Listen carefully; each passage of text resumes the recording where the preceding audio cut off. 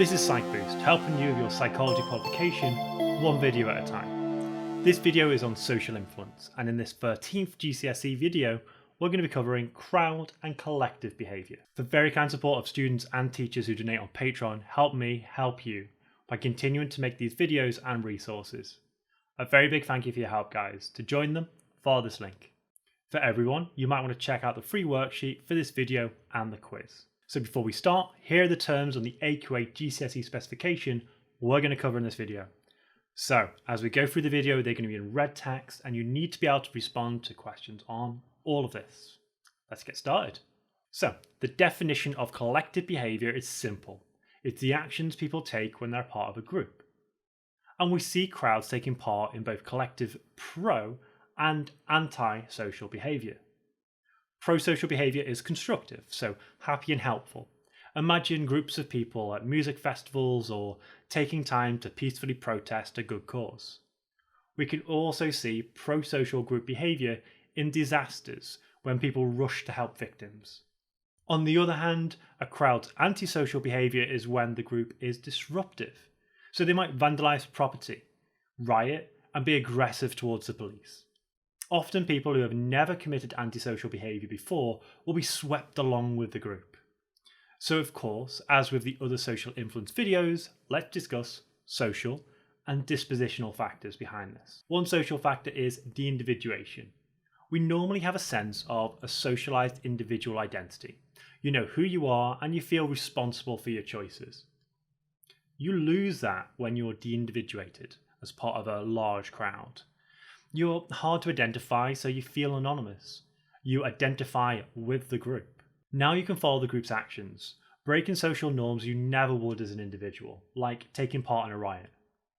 Social loafing is another social factor. People often put in less effort when they're part of a group. This is because in a group task, because there are so many people contributing, any individual contributing less isn't as visible as it would be if they all completed the task alone. Culture is also a social factor. There's a distinction between two types of culture: collectivist, often Eastern societies, and individualistic, often Western societies. If you're from a collectivist society, you see your responsibility as playing a positive role as part of a group. But if you're from an individualistic society, you're far more likely to see your own success and needs as more important. A positive evaluation on understanding the social influences on collective behaviour is how we can apply those ideas. Managers who understand social loafing can get everyone working hard on group projects. Police understanding de-individuation can help stop protesters turning into rioters by banning masks and using CCTV. However, a criticism of social factors is not everyone goes along with crowds' behaviour. Some will work hard on a group project, even if nobody else does. And some people would never take part in a riot, and so this is likely due to personality or dispositional factors. Another positive evaluation, focused on de-individuation, is there are many examples of groups of people intentionally de-individuating themselves, sometimes before violent acts. Think of football hooligans with the same kit, tribal societies with war paint, and even members of the army, all with the same haircuts and uniforms. Let's now consider dispositional factors that might explain collective behaviour. Locus of control is an aspect of personality that might make it more or less likely that someone will go along with a crowd's antisocial behaviour or not. Someone with an internal locus of control feels they're in control of their own fate and responsible for their own actions, so will likely resist the crowd.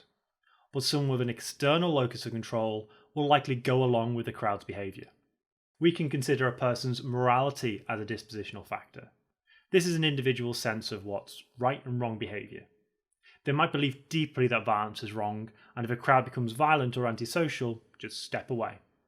Morality is something that is developed through socialisation, and some people have a greater moral strength than others. To evaluate dispositional factors, the theory does explain how what was a peaceful protest can turn violent. Some members with weak morals commit antisocial actions, and those with an external locus of control go along with the behaviour. We can also explain violent crowds with convergence theory, and that's that people with weak morals are attracted to violent crowds. However, the morality disposition explanation struggles to explain why so often people without any previous criminal record and hold down law-abiding lives will take part in a riot or football hooliganism.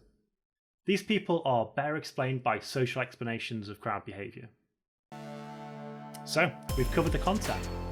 Obviously, you need to be able to use all that information to actually answer questions, and here are 5 questions I've made to test your skills. So, pause the video and give them a go. For those of you who support me on Patreon, I've put together an additional bonus video showing you how to answer these problems.